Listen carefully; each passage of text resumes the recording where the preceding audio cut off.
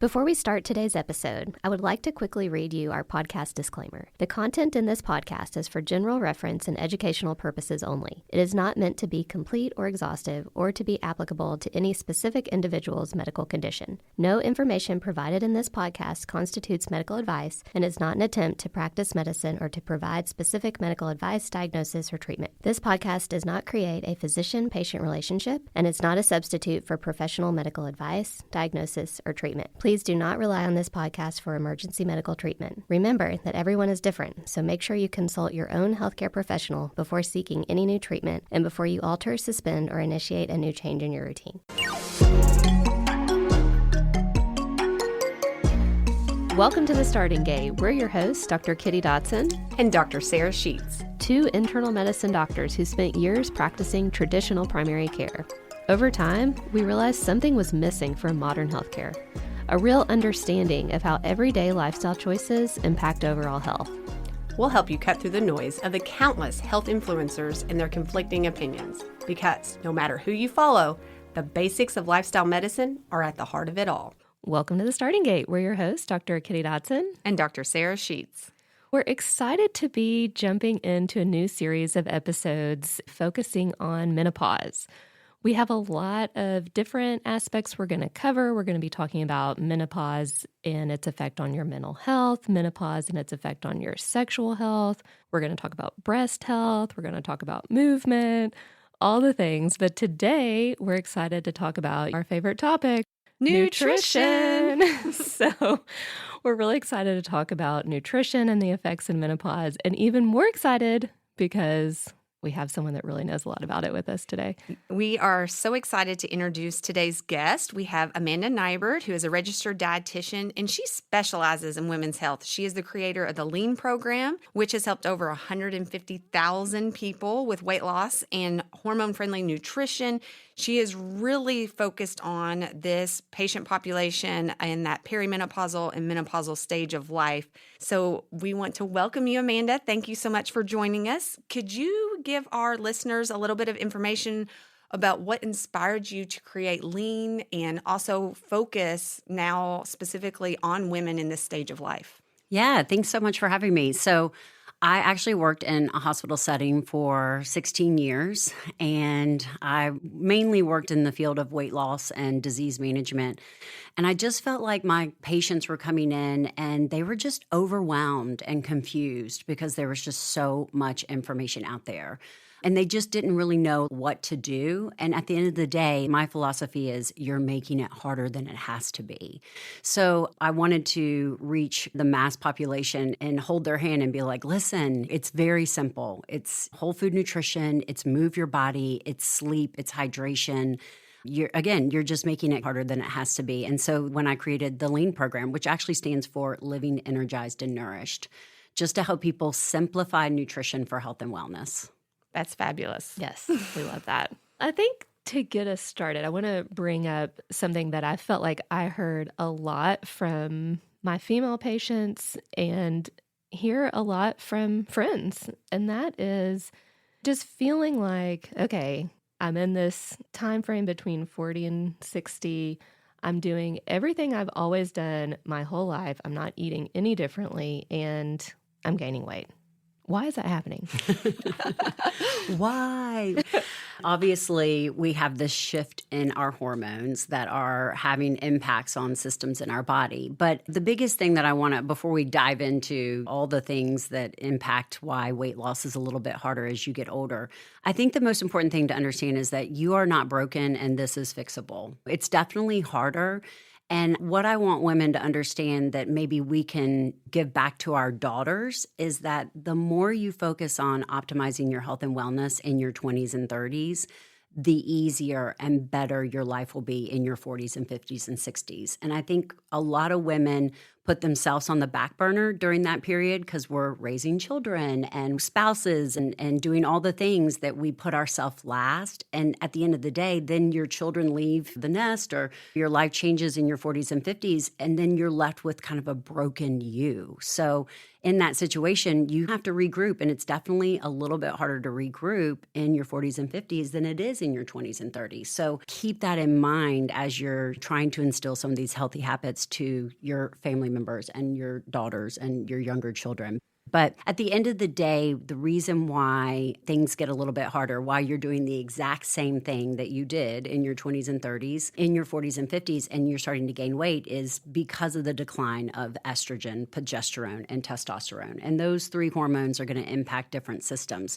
Number one, starting with your muscle health. Sarcopenia is the loss of muscle mass as we age. And that tends to go up as women get older. As our testosterone levels go down, it's harder to build muscle, it's harder to sustain muscle. So in that scenario, when we are older, adequate protein is way more important, and strength training becomes way more important in order to sustain that muscle mass. So I always say the number one goal is to keep what you have.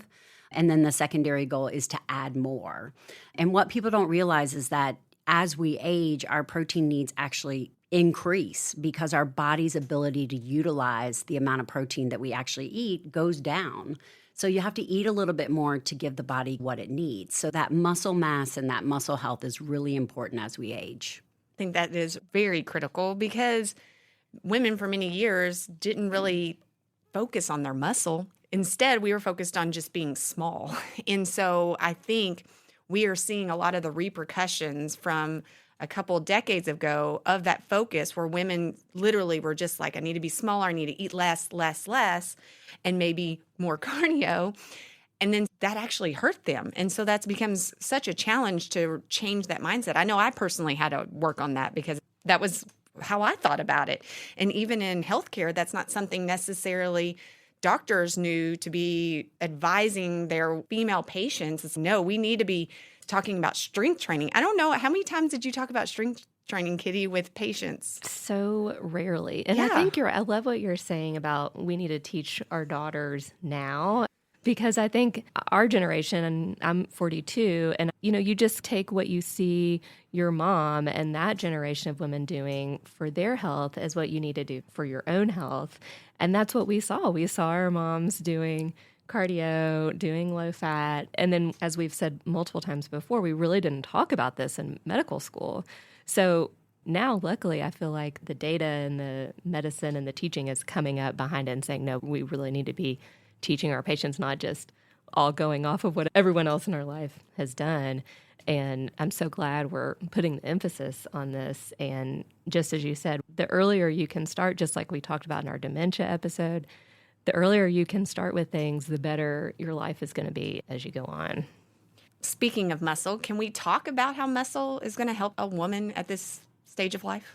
Yeah, muscle is your metabolic powerhouse. And there's a lot of kind of shift, I feel like, in the field of longevity and optimizing health to this muscle-centric theory.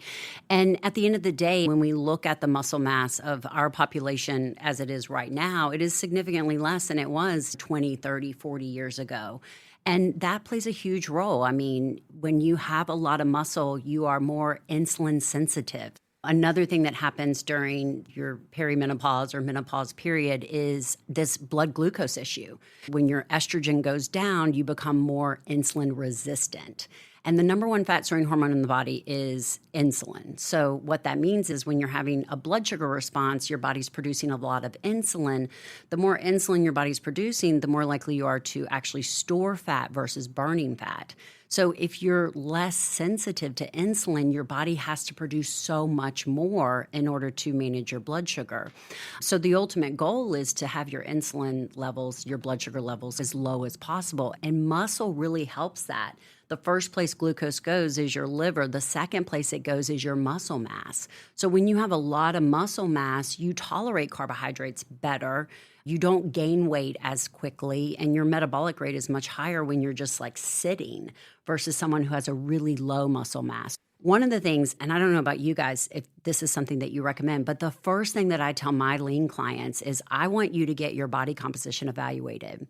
The number on the scale means absolutely nothing. It is your percent body fat and your lean muscle mass that mean everything. And if you're losing weight at the expense of muscle loss, then you're going to stay on that kind of yo-yo cycle where you lose 20 pounds and you gain it all back. We've got to be really focused on fat loss versus weight loss. Google InBody Scale, INBODY. DEXA scan is another one that you can get and get that baseline. Where are you? Women need to be under 30% body fat, ideally around 25% body fat. But most women are sitting at about 40%. And guess what? When your percent body fat is that high, weight loss is harder. It is harder. Yeah, I will second that because patients that I see in my practice, I use an InBody. And I find it so valuable because sometimes even when we're working on these changes, our weight may remain stable for a little bit, but we're losing the body fat and we're either gaining or increasing our muscle mass. And then suddenly you hit that perfect spot and then the scale starts to go. But so many people lose hope in that first month or two when maybe they're having a change in their body composition and then they give up just because of what a regular scale. So I totally support that. And I've seen it in action and make a huge difference in patients being able to find that perfect formula, per se, in this change of life. Yeah, and I love how you bring up it's like our metabolic powerhouse. And I think so many women, and I had this misconception too, think that your metabolism is going down in your 40s, but the evidence really shows that's not happening until your 60s. So some women are having a decrease in their metabolic rate, but it's because of that loss of muscle and not because just their baseline rate is changing. So if you can preserve that muscle, then you can maintain your metabolic rate during those years. What's your advice on preserving muscle? So I would say you need 3 solid things in order to sustain muscle mass and or grow muscle mass. Number 1, you need adequate protein. As a general recommendation, I think all women should be getting at least 100 grams of protein, but I would say for most people that's probably not enough. But what you guys have to understand, so protein is a very unique macronutrient in the fact that we have no adequate protein stores in the body. We have fat stores, we have carbohydrate stores, but we don't have readily available protein stores. Protein is that one macronutrient that you must consume every single day.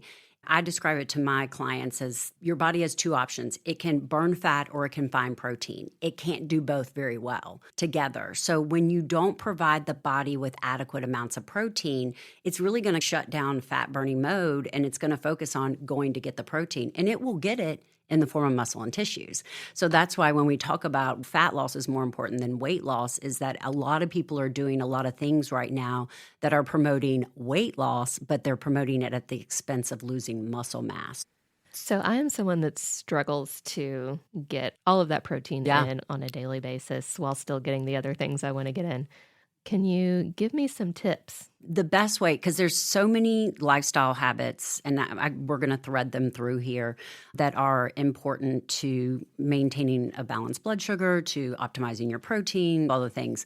And one of those habits is to stop nibbling and grazing. Women love to pick. And guess what? You cannot get 100, 120, 140 grams of protein if you're picking all day long. I encourage my clients 3 to 4 solid meals a day. Sit down, eat a full meal, and then don't eat between meals. Nibbling and grazing is horrible for your blood sugar management. It's horrible for caloric control, and it's horrible because it makes getting your protein in hard.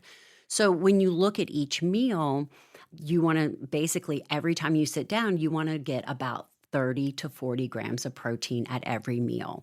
I teach a strategy in my program called the Core 4. And basically what I help my clients do is I want you to establish, it's really 5 to 10 go-to breakfasts, go-to lunches, go-to dinners that you lean on. You know, that every time you grab that cup and a half of cottage cheese with your blueberries and your basil seeds, you're getting 40 grams of protein. When you grab that cup of yogurt, you're getting 40 grams of protein. You need 1 egg and 1 cup of egg whites to get 40 grams of protein. So you have these kind of meals that you lean on. Same for lunch, same for dinner. So that's number 1. I feel like everyone needs a little bit of nutritional awareness. Everybody hates to count macros, but the goal of like really looking at macros is to, again, create these kind of core things that you fall back on. Another way to look at protein optimization is I would say at least 30% of your plate needs to be protein, whether it's animal-based, whether it's plant-based. But if you sit down to a bowl of oatmeal, then again, where are you hitting your protein goal? You're not. So if you're going to have a bowl of oatmeal, you need to have some scrambled eggs. You need to have some Greek yogurt with it. So it's recognizing how to pair your meals together. And the more balanced your meals, that's another habit that is important, is this balanced meal approach where you have adequate protein, you have tons of fiber, and then you have small amounts of carbs, which are going to help, again, balance your blood sugar and improve your overall intake. Those are the two things that I think are the best way to go at it. Stick to 3 to 4 meals a day and have these kind of go-to meals that you lean on. Yeah, I think that's great advice. And I think that's something we haven't really talked about on the show as far as snacking, because I totally agree. When you graze throughout the day and then you're not as hungry for the meal and you're not going to eat as much protein and fiber in that meal because you're not starving. Changing that, because I used to really love to just snack around all day. That made a huge difference for me to just have a meal. Yeah, again, and I think a lot of times you're like, oh my God, to get 100 grams of protein, I got to eat 10 times a day because every little snack has 10 grams of protein. Whereas if you sit down to 4 to 5 ounces of chicken breast, which is a little over the size of a deck of cards, boom, you're done. You've hit that number. I know I'm guilty. Just if I reflect on my own day of how I eat, if I allow myself to skip a meal, skipping meals just does not work for Sarah. Kitty's witnessed it. Yeah. Because you reach that ravenous state and it's literally going to be whatever is the quickest and easiest. And I think a lot of women this age, when they are in that time of life where they're running to this sporting event or trying to coordinate everybody else's things, if there's not a meal plan or something specific, then it's just something out of the pantry really quick as you're going out the door, or something that can fit in your car that you just always have there. And those tend to not be protein rich. Yeah. Another thing that I try to teach my clients is you got to stay in front of hunger. You mentioned that. Yes. You're like so hungry. And I always say hunger's like pain. If you eat on more of a schedule, I know people don't love that. They love like intuitive eating. Let me eat when I'm hungry. But we don't live a lifestyle that allows us to eat intuitively because we, like you said, we're on the go. Whereas when you eat on a schedule, then you might not necessarily be starving by noon, but if you wait, then you get to the point where you're starving. And a normal portion of food, at least for me and a lot of people that I talk to, it doesn't satisfy that hunger. Now you need more food. So it's like pain medicine. Yes, they say take your pain medicine before you're in pain, because once you're in pain, it takes so much more to address it. It's a great analogy. Yeah. So it's eat on a schedule. We have so much automation in our life with our schedule and our work and all that stuff, but we fail to automate some of these healthy strategies that are just going to make things so much easier. Yeah. And I like that you just said have 4 to 5 things that you know you can fall back on. We don't need to have endless variety in our day-to-day menu. Agree. But people think they do. And we were talking before we started about how, in my opinion and in my experience, everyone's just looking for information. And they just continue to collect information, but they fail to implement the information. And I hear that a lot. They're like, I just need recipes. I need more recipes. And I'm like, you don't need more recipes. I promise you. You know, number one, you're going to be more successful if I can teach you how to modify the foods that you're already creating for your family to meet your nutritional needs. And number two, more recipes is not going to change the fact that you eat out 7 days a week and, you know, you fail to plan and all of those things. So I think you said there were 3 things. So protein, getting in your protein was one. What else do we need to do? So number 2 is obviously strength training. You've got to overload your muscles with weight. Ideally, I say 3 to 4 days a week. And I think women, we grew up in this whole era of Jane Fonda and jazzercise and aerobics, like you mentioned earlier. It cracks me up because there's still this like fear of bulking up. I can't tell you how many people are like, I don't want to bulk up. And I'm like, you have no idea how hard it is to bulk up. It is impossible in your lifestyle, I promise. So we have to get over that fear of bulking up with strength training.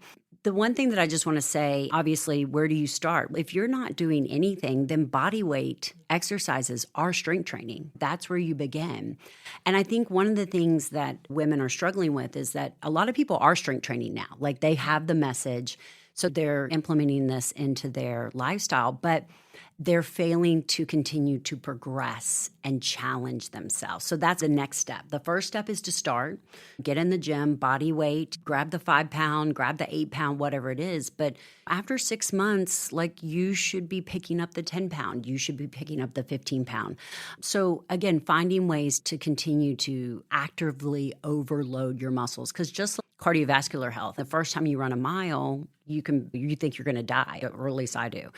And then every time you run a mile, you get more athletically inclined to run a mile. It's the same thing with strength training. So I hear a lot of women that are like, I'm doing everything. I'm eating, I'm strength training, I'm checking all the boxes. And it's just that they're just not continuing to push themselves a little bit more over and over throughout their program. So how do you know if you're lifting heavy enough? This is the question. What I suggest is take a normal exercise that you typically do, let's say a squat. Let's say you typically hold a 20-pound dumbbell when you squat, and then go to the gym, and I want you to do as many reps as possible. And if you're knocking out 20, 30 reps to failure, then it's time to go up. It's time to go up in weight. So that's a really good indicator if you're ready to progress. Yeah, I've definitely been guilty of that. And sometimes because I do have joint pain, which I know you've heard me mention on this show before, but I finally went to physical therapy, which is great. And she told me the same thing, that I actually can go higher and I'm just plateauing and not pushing past the point that I need to be pushing to actually strengthen the muscle and the tendon that's causing the pain. So if you are scared, or if you are feeling like you're worried you're going to get hurt or do feel pain, then don't just keep doing this forever at the lightweight. Go see a physical therapist, go see a trainer, and let them help you figure out how to keep going. Yeah. And I know this was my struggle, so I'll put it out there. From someone who loved cardio, I loved running, etc. When I was first starting to do resistance training, I was used to like getting more out of more miles, right? That whole mindset. So it's like trying to teach myself, wow, I pushed myself so hard, I only did 8 reps, and that was what I needed to do, versus, wow, I made it to 20 reps. That switch in mindset took me a while. But once I got it, I actually saw the progress that I wanted to see. But it was switching from someone who was just used to more time in cardio, but that's not how resistance training necessarily works. Correct. Yeah. And sometimes I'm like, take your Apple Watch off. Because a lot of people are like, I burned 400 calories when I did my run, but I only burned 200 calories when I strength trained. And again, you're not doing the exercise, especially with strength training, for that burn during that session. What muscle mass gives you is that burn for the next 6 hours, 12 hours.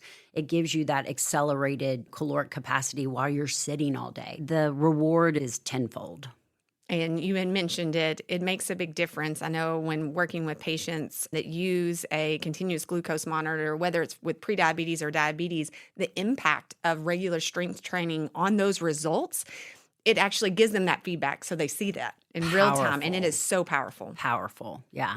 I have a full program that runs with all my clients. We're a CGM. And you can tell night and day when we look at body composition compared to sugar response. And then even when you talk about just movement after a meal and how powerful that is, we can dive into some of that with the blood sugar talk. But again, the problem right now is just people are sitting way too much. We just got to get up and move our body. And that's a great segue into that, because I know you love to promote steps, yes. right? And how important steps are. And I just think that one thing that has happened in our culture is just we do not move hardly at all based on what our occupation may be. Correct. And so it's really learning to add what we like to talk about, neat activities. Some of those maybe doesn't even feel like exercise to you, but it's bringing back some of that movement in your daily life that we had decades ago, but no longer is a part of our daily life. So what are some of those tips and tricks to help women get more steps in? I'm sure ones that you've already heard, park further away, walk around the house. Again, I just think that you have to look at your lifestyle and you got to figure out how you're going to get it done. I know for me, I think walking pads have been really helpful for a lot of people. Just finding the ability to jump on your walking pad for 10 to 15 minutes in the morning, 10 to 15 minutes in the evening. They're very inexpensive. A lot of people are putting them in their jobs, in their offices. While they're on phone calls, they can jump on them. So I love a walking pad. I think that's a great way to increase your steps. One thing that I try to get people to really understand is that your ability to move your body throughout the day is far more important than your ability to get 10,000 steps first thing in the morning. And that's, I think, a new concept. A lot of people will get up early, they'll go to the gym, they'll crank it all out, and they'll feel accomplished. And then they will go sit for the next 10 hours. And that's not good.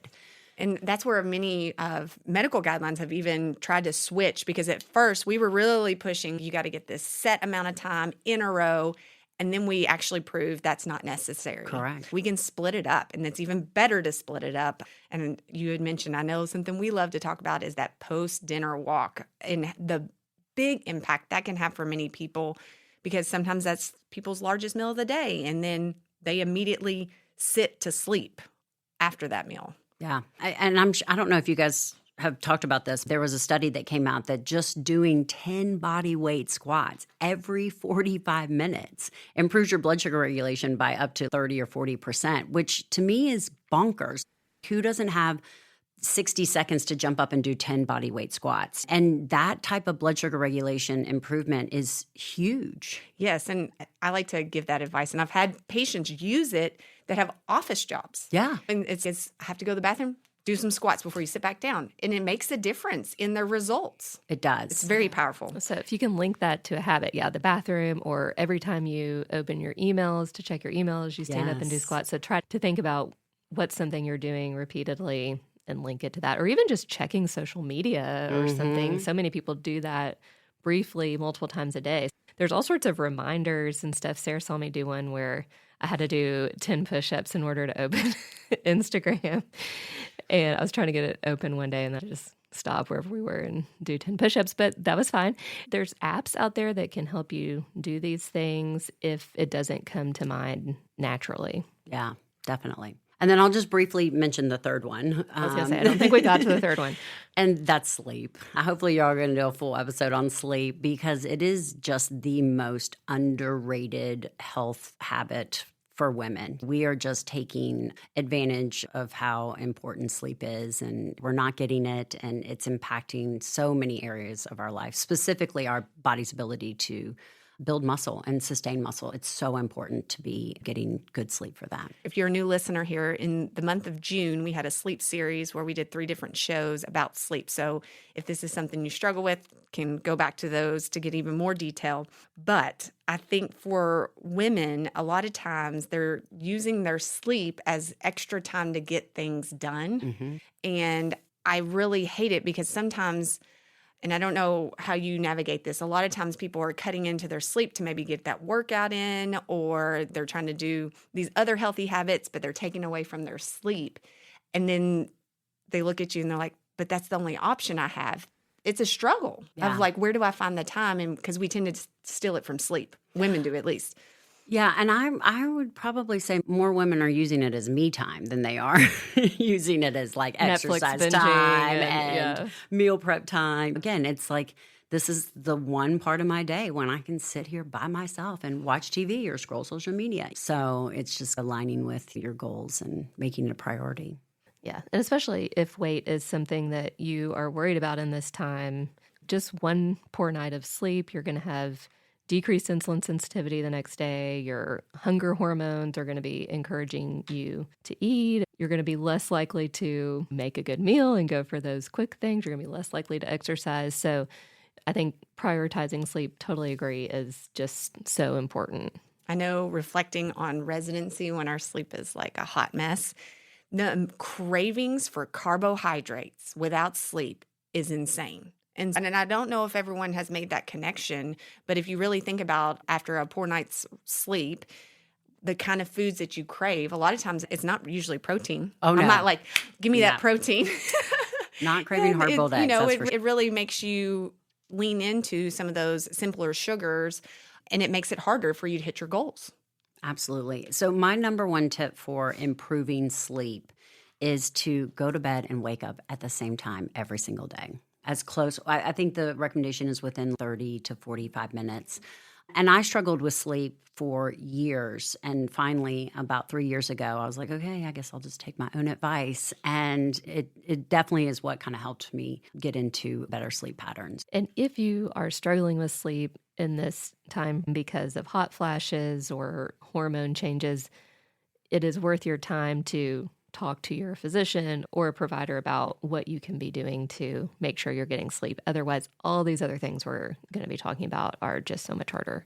Okay, we've touched on this a little bit, but I think this sometimes is one of the things that can make the biggest difference for women at this age is really understanding how to manage their blood sugar or blood glucose because they struggle with insulin resistance at this time in their life. How are you able to help women with this? And this doesn't even mean they have diabetes, because a lot of times people are like, oh, I'm only dealing with issues with insulin resistance if I have a diagnosis of diabetes. But that's not necessarily the case. How are you able to educate women and make a difference in their weight loss goals and overall health goals related to this? To really understand the relationship of blood glucose and your weight, you have to understand this hormone insulin. And back to what I said, it is the number one fat-storing hormone in the body. So anytime that you eat a meal, unless it's just a stick of butter, if it has protein or carbohydrates in it, you're going to have a blood sugar response.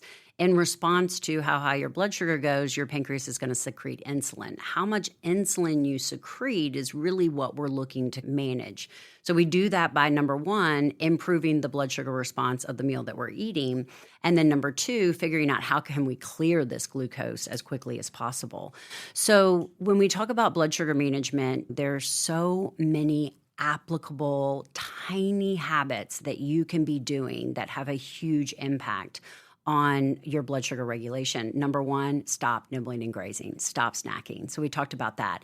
In a normal blood sugar response, it takes 2 hours for your blood sugar to recover. That's what we want to see.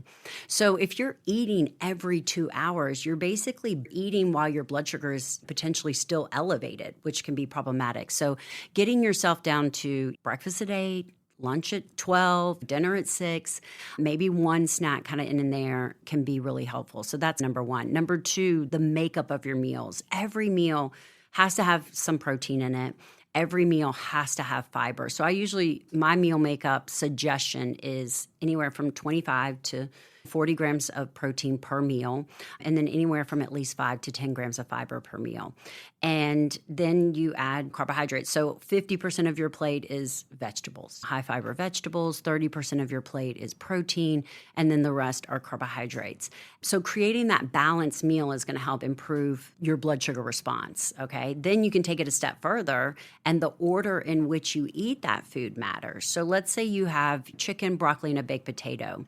If you eat the baked potato first, you're going to have a very high blood sugar response. But if you eat the broccoli first, followed by the protein, or even half the broccoli, half the protein, and then you eat the baked potato, your blood sugar response is improved by up to 30%. So it doesn't mean you have to give up carbohydrates. You just have to be conscious of the volume that you're eating them and maybe the order in which you're eating them as well. So that is very helpful. Fiber and even vinegar. Fiber and vinegar are very powerful at the front of a meal. So having a small green salad with a little oil and vinegar on it can really help balance out the meal in which you're going to eat.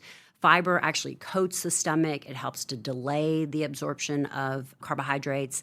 Vinegar has acetic acid, shuts down the digestive enzyme that carbohydrates need to be absorbed. So again, anything that we can do to slow down glucose getting into the blood is going to help improve that overall response. And then we talked about exercise. When you exercise before a meal, and again, it could be 20 bodyweight squats, it could be jumping jacks, it could be a full workout. You're depleting your muscles of stored glucose. So then when you go to eat a meal, your body has the ability to push that glucose into your muscles versus your fat stores. When you exercise after a meal, basically you force the body to utilize that glucose that you just ate, so therefore it is not stored. So that's the goal. You can store glucose in your liver. Then it goes to your muscle mass. If you have a lot of muscle mass, you have a lot of storage. If you don't have a lot of muscle mass, you have a little storage. The last place it goes is your fat cells. So we want to prevent as much glucose going to our fat cells as possible. So exercise helps that as well. Those are the main things, again, everybody can do in order to improve their blood sugar regulation. That's great advice. That applies to everyone at every age. If you are a woman that is going through menopause and your estrogen levels are going down, you do have a change in the types of fat that are active in your body. So those fat stores around your thighs and hips are going to be less active, and the fat around your belly and your abdominal organs is more active. And so then the reactions that happen in the fat at the inflammatory response also reduces your insulin sensitivity. So without you doing anything wrong, your body is becoming in a shape where it is going to already be less insulin sensitive. And so it's even more important to be thinking about these tips and just figuring out a way to incorporate them in your day without having to think about it, I think. Yeah. Kitty and I both have worn CGMs, and it's just fascinating, like watching different habits and their biggest impacts. And we talked about snacking, but I'm going to point out one type of snacking that was just mind-blowing to me of how crazy it had a glucose response was the before the bed snack. And it was crazy, the difference in what my morning glucose was and then what they did overnight by just having a snack 30 minutes, an hour before bedtime. It was crazy. And I knew this, right? I knew that this would be the case, but it was such a big response that is one that I'm always like, hey, we're working on snacking. This is the absolute number one snack that we want to try to get away from. Yeah. And a lot of women struggle with sleep. They'll be like, I wake up throughout the night. And in many cases, that is low blood sugar. Obviously, you guys know the body's very attuned. If your blood sugar goes low, it's going to send out red flags. And when you're eating, especially like a high carb snack, because the worst snack of the day is the bedtime snack. We're not eating carrots and hummus. We're eating ice cream and popcorn. And when you incorporate an unhealthy snack right before bed, it puts your blood sugar on a roller coaster. It does. So a lot of people are waking up throughout the night because their blood sugar is just dropping. So that's another way that poor blood sugar management is going to impact your overall health. It's the snowball effect. It is. Yeah. And I've mentioned this before, but I was a late night snacker for a long time. And I blamed my waking up through the night on, I've just been so used to listening to having young children on the monitor, and now they've screwed my sleep forever. But it wasn't true. It wasn't their fault. It was snacking. Mm-hmm. And when I stopped late night snacking, I slept throughout the night. Yeah, it makes a big difference in people's sleep. As we were talking about how to have better quality sleep, those late night snacks, not only is it impacting your insulin response, but it's also impacting the quality of sleep that you have, because your body is not trying to really digest when it's sleeping. So it's wanting to focus on those aspects. So really trying to improve your sleep also requires not having those late night snacks. And I know that you work with a lot of women in the perimenopause and menopause stage. Is there anything you've seen as far as things that tend to trigger poor sleep, tend to trigger hot flashes that they could be eating at dinner that make things worse? It varies from client to client. Some people are more sensitive to carbohydrates and things like that than others, but number one will be alcohol for sure. Alcohol is absolutely going to wreck your sleep. And until you start wearing like wearables like the Oura Ring and the Whoop, you really don't understand the impact that alcohol is going to have on getting into your sleep cycles. A lot of sugar. I think if you're having foods that are high in added sugar right before bed, you're going to be on that roller coaster. You're going to have more hot flashes and things like that. So it just comes down to creating those balanced meals. Now, as primary care doctors, there's something that we always like to emphasize with women in this stage of life, and that is their bone health. However, I feel like we didn't really talk about it until patients were in their 60s. Yeah, because 65 was when insurance would cover your bone density, and so we just didn't really bring it up until 65 when we were actually testing it. But we should have been talking about it way sooner to have the biggest impact to protect bone health, not just wait for a problem to happen and then talk about it, but to actually be in that preventative stance. What are some of the things that you are always trying to educate women in this stage of life on nutrition and exercise related to improving their bone health? It all comes down to the decline of estrogen and the impact that has on our overall bones. And the same things that we do to lose weight and feel our best are the same things that we do to optimize our bone health. Obviously, weight-bearing exercise, strength training is really important. It's always comical to me because clients will reach out to me and be like, oh, I'm osteopenia or I've got osteoporosis. And my doctor says I need calcium. And I'm just like, that's like the last thing that you need. Before that, you need strength training. You need adequate magnesium. You need vitamin D. You need K. So there's a lot of things that, in my personal opinion, come before just needing calcium. I think for the most part, Americans consume enough calcium. We really lack the secondary nutrients that bring calcium into the bones and help us utilize calcium in the right places, not in our arteries, but in our bones. I think most women need to be on a magnesium supplement. Most women need to be on D. They need to be probably on some K. When you optimize those nutrients, then again, typically your calcium is able to perform the way it needs to be performed. Optimizing your magnesium is really hard. It takes a lot of work. Magnesium is what I call our calming mineral.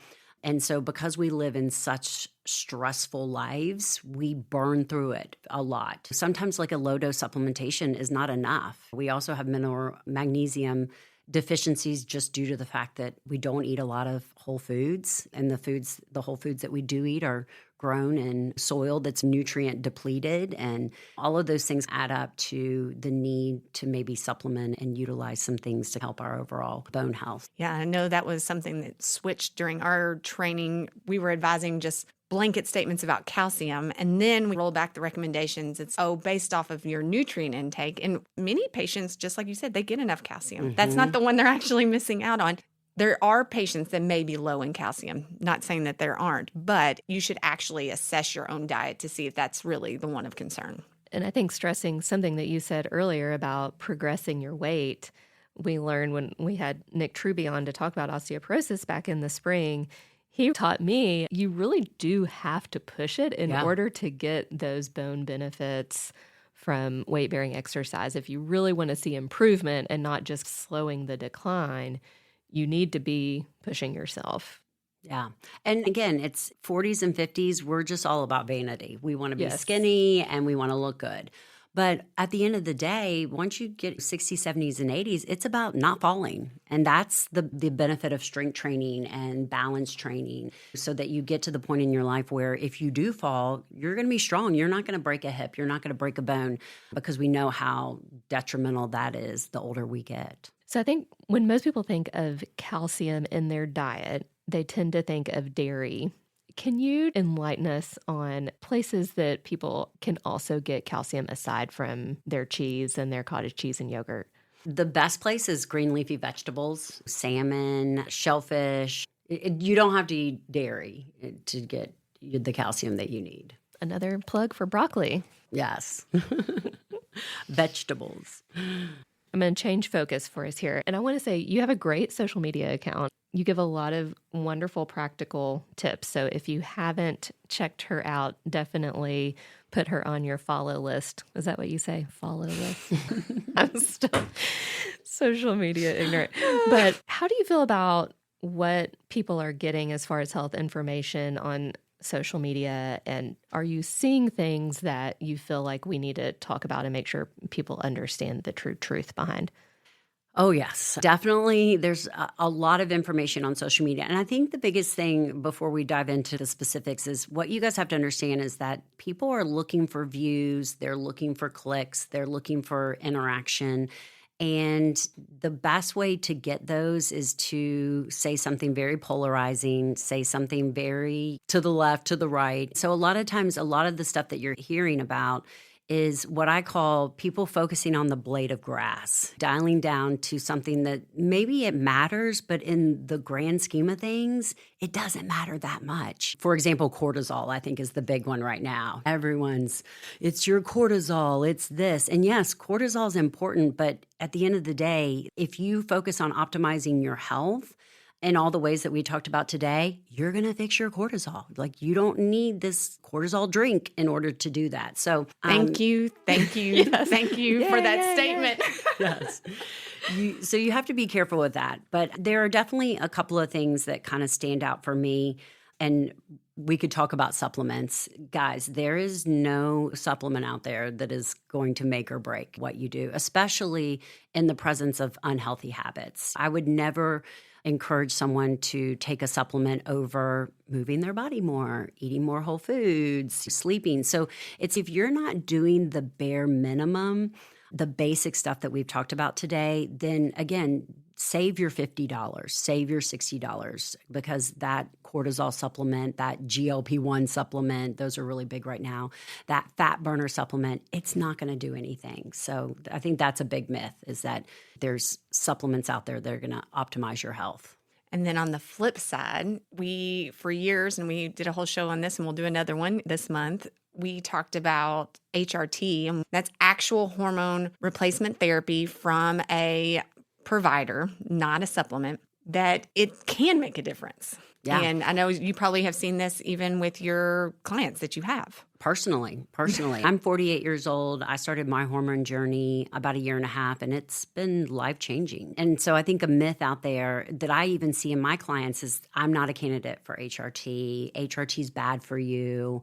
I can't have it because of this and this. And I think that just really over the last 12 to 24 months, we've come to realize that most women, obviously not everybody, but most women can benefit from some form of hormone therapy, progesterone at least, or testosterone. I think all the negative stuff that has been studied and looked at is all around estrogen, and that's just like a small piece of the puzzle when we're looking at the whole thing. The hard part is finding practitioners that, are comfortable, because that's the problem. Yes. Is that there was just so much fear instilled in, again, I'm just speaking for what I know in the medical practice about prescribing HRT, that it would do more harm than good. That narrative is going to take a while to be changed. And if you want to learn more about that, we will have a show with Dr. Elkinson, who is a menopause certified OB-GYN here in Lexington, to break this down, talking about using it both in perimenopause, menopause. So we have more information on that as well. In addition to a show that we did back earlier this year with Dr. Deidre Bashir, where she really breaks down why we changed our thoughts on this and trying to help people overcome that fear that was built for many years in women. Just want to continue to get that message across so women feel empowered to have these discussions with their healthcare providers. Speaking of fear, can you talk a little bit about, I think a lot of women have fear around soy. Yes. Yeah. So again, the same that we've been living in terms of soy promotes breast cancer and soy is bad for you. And we know now that is just not the case. Soy can actually be very beneficial. It has phytoestrogens in it that can help support our bone health, that can help support our hormones. It's a great source of protein. Soy is a complete protein source. So it's a plant food that actually has the full amino acid profile. So we shouldn't fear soy. We shouldn't avoid it. We should use it in moderation, just like everything else. Anything in excess is going to be problematic. But there's no reason to omit soy in your diet at this point. And the American Cancer Society promotes soy in the diet, does not promote soy supplementation. But yeah, use it as one of your sources of proteins as you're trying to make these complete meals. Tofu and edamame and tempeh, yes, those kind of whole soy options. And they are not scary. I used to think they were scary as far as from a cooking standpoint. Right. You just have to do it a few times and then you... Oh, edamame I use almost every day. You throw it in a salad, you throw it in your soup, throw it in your stir fry. It's such a versatile protein. High fiber, everything. Yeah, it checks all the boxes. It really does. Now, are there any other myths that you feel like you're constantly trying to help clients dispel?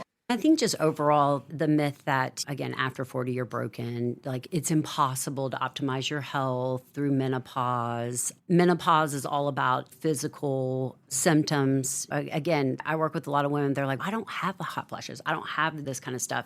Is HRT still beneficial for me? And I'm like, yes. This is not necessarily about just treating symptoms. It's about reducing your risk for diabetes because you become less insulin sensitive. It's about improving your bone health because you are at a higher risk of osteoporosis. So I think just getting people to understand that with the right lifestyle changes and with the right interventions, you can be the healthiest person you've ever been in 40, 50, and 60. I love that. You've given us a lot of great thoughts. If you were talking to a woman in her late 40s that's starting to feel some changes of menopause and is wanting to really get on top of things, what would be your list of these are the things that you just need to get started with? Well, something's better than nothing. So I always like to reiterate that because the only reason why you continue to fail to optimize your health and wellness is because you continue to give up, because you lack consistency. So I think for most women, you need to sit down and you need to pick one habit to really focus on for the next 30 days and then continue to build on that kind of over and over. So that's number one. Giving up will never get you to where you want to be. But when I think about maybe 4 or 5 key habits that you could start to implement in order to see progress and feel better, number one, I would say start with whole food nutrition. I don't care what you eat. I don't care when you eat, but make it whole foods. Keep it simple. Animal products, vegetables, fruits, whole grains, cook at home. It's so much better if you want to go home and you want to ground some beef and you want to throw in a jar of low, minimal ingredients, pasta sauce with some pasta. That's going to be such a better route than going through Fazoli's and getting the same meal. Really just focusing on whole food nutrition. Secondary to that would be to stop snacking and grazing. Get down to 3 to 4 meals a day. Think about your core 4. What are these kind of go-to meals that you can lean on, not just for you, but for your family as well? I have a 16-year-old daughter, and we sat down before the school year, and I was like, okay, give me 5 breakfasts that I can make for you. And so she gave me the 5 breakfasts that she wanted, and then I tweaked them a little bit to give her a little bit more protein and give her a little bit more fiber. So we're not like guessing every morning in terms of what we're eating. Here you go. Here's one of your 5 options. Eat it. So that's number 2. I would also say eat very protein and fiber forward. You cannot have enough vegetables. You cannot have enough fiber. And again, optimizing your protein. What people don't understand is there's this kind of protein leverage hypothesis out there. And basically what it says is that your body is going to continue to signal you to eat until you consume a certain amount of protein.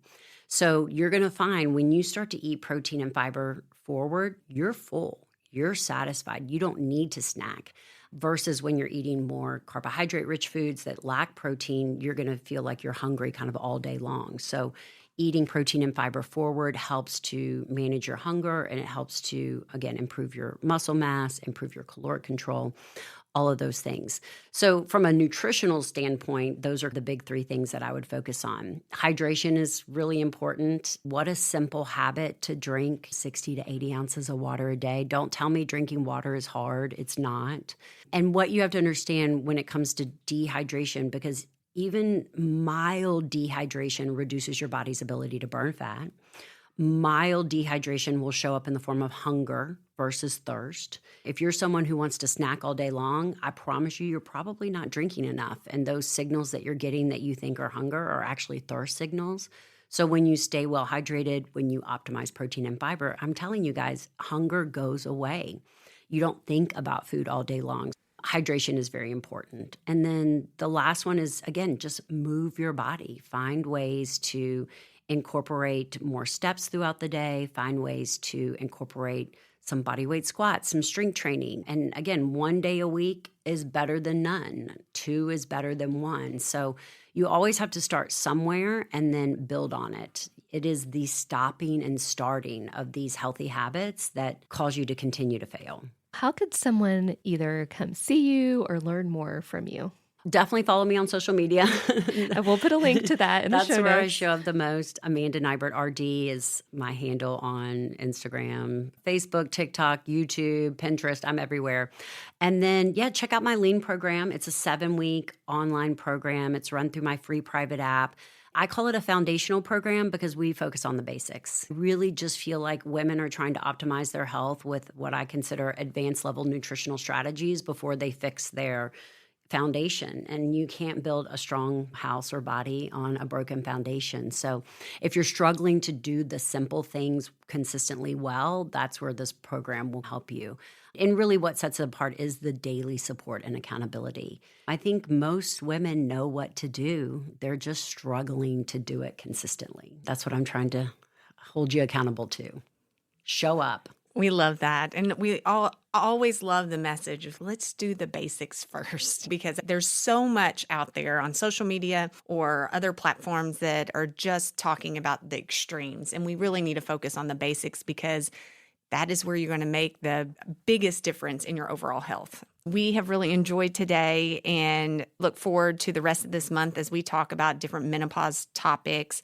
Next week, be sure that you tune in as we have Dr. Degler, who's going to talk about our mental health during this stage of life and changes that we may be experiencing as we are having these fluctuations in our hormones, to be able to recognize them, as well as being able to talk to your healthcare providers about them and advocate for yourself about what might be going on. So please tune in. And then lastly, we are about to have our Unmuted conference that both Dr. Dotson and I are a part of. Amanda Nighbert is one of our sponsors for Unmuted, the volume we deserve. So if you haven't got your ticket for that and want to learn more about menopause and perimenopause, be sure that you grab one of those last tickets that are available. We are so excited for this month, and please stay tuned. See you next time.